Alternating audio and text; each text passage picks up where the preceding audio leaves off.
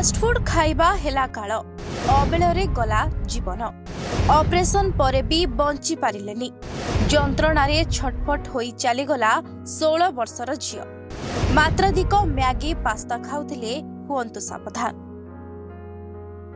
दर्शक बंधु फास्टफुड खाद्य पार्टी को सुआदिया लागिले भी यह देह पाई एक विष सहित समान कारण अत्यधिक एही फास्टफुड खाई खाई चली जाइछि जणे 16 वर्षर झियर जीवन। उत्तर प्रदेश आम्रहारू जणे द्वादश श्रेणी छात्री मृत्यु होइछि। परिवार दाबी करथिले जे झियटी केवल पिज्जा पास्ता एवं मैगी समेत जंक फूड खाउथिला जहा फଳରେ तार अंतर्नळी खराब होई छिद्र होई जाइथिला।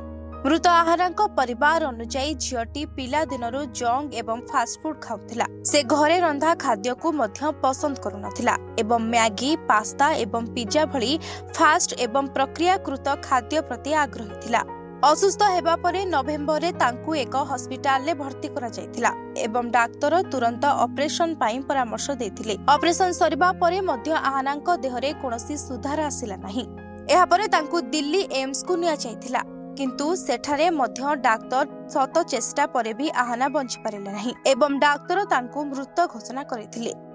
एम्स डाक्टर कहिथिले जे अत्यधिक परिमाण रे जंक किबा फास्टफुड खाइबा द्वारा शरीर को आवश्यकीय विटामिन पोषक एवं पर्याप्त पुष्टिसार मिलि नथाय। रिफाइन मैदा एवं तेल खराब कोलेस्ट्रॉल स्थूलता एवं फैटी लिवर भली समस्या सृष्टि करे।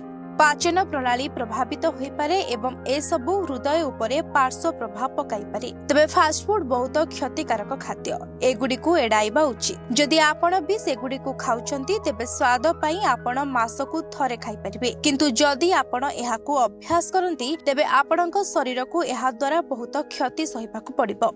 तेणु घरे रंधा होइतबा सरल खाद्य खाइबा उचित जेउथिरे पर्याप्त परिमाणर प्रोटीन विटामिन एवं कार्बोहाइड्रेट रहिथाय। तेणु यथा संभव फल पनीपरिबा डाली सालाड एवं घरे रंधा खाद्य को खांतु। ब्यूरो रिपोर्ट ओडिशा संवाद।